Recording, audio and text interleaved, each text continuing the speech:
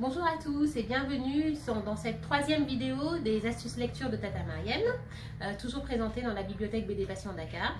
Et je vous rappelle que cette série de vidéos est consacrée à comment faire lire les enfants et comment même trouver nous-mêmes du temps pour lire. Alors, on a déjà parlé de plusieurs astuces et l'astuce d'aujourd'hui est assez générale. Je dirais que ça concerne votre comportement général et ça va peut-être vous demander d'un petit peu réorganiser votre emploi du temps, puisque pour faire lire un enfant, pour lui donner envie de lire, pour lui donner le goût de la lecture, il faut l'entourer de livres. Alors, il ne s'agit pas évidemment de sortir de chez vous et d'acheter une bonne centaine de livres et de vous constituer une bibliothèque en un clin d'œil, ce qui est quand même plutôt compliqué. Quand on dit qu'il faut l'entourer de livres, il faut l'emmener aussi dans des lieux où il y a des livres. Alors ça peut être des librairies, ça peut être des bibliothèques, mais aussi des lieux de culture. Donc ça peut être des musées ou alors des expositions artistiques. Il n'y a pas si longtemps, il y avait la Biennale à Dakar.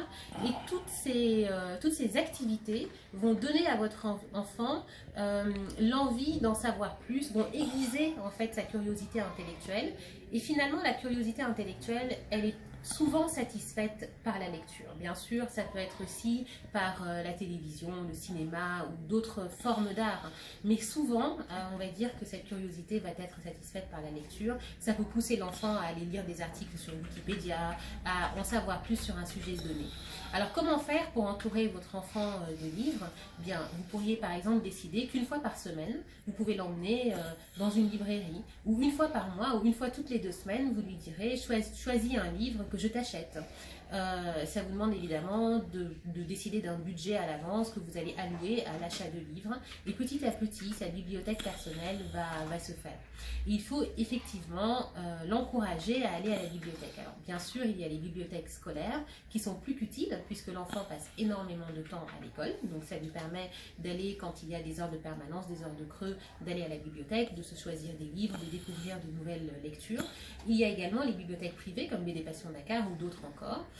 Nous sommes vraiment spécialisés dans les bandes dessinées, mais il y a des bibliothèques qui sont plus généralistes que nous, par exemple. Et à ce moment-là, ça lui permet de découvrir de nouvelles choses sans pour autant qu'on les achète. Et si ça lui plaît vraiment, eh bien, il peut peut-être orienter ses options d'achat sur ce type de littérature. Voilà, j'espère que cette astuce vous aidera et que vous commencerez dès demain à la mettre en place. Et enfin, pour terminer cette vidéo, comme d'habitude, je voudrais vous parler d'un de nos livres. Alors, celui-ci s'appelle « Léa ne se souvient pas comment fonctionne l'aspirateur ». Un titre bien long pour en fait ce qu'on appelle un roman graphique, c'est-à-dire que c'est entre la bande dessinée et le roman. Alors, ça veut dire que toutes les pages ici sont illustrées, comme vous pouvez le voir, de très très beaux dessins, mais pas de dialogue, donc uniquement de la narration. Et ça raconte l'histoire d'une femme qui se réveille un matin et qui a une amnésie tout à fait extraordinaire et particulière, c'est qu'elle ne se souvient plus comment fonctionnent les appareils électroménagers qui l'entourent chez elle. Et en fait, c'est une manière évidemment de parler de la place de la femme dans notre société.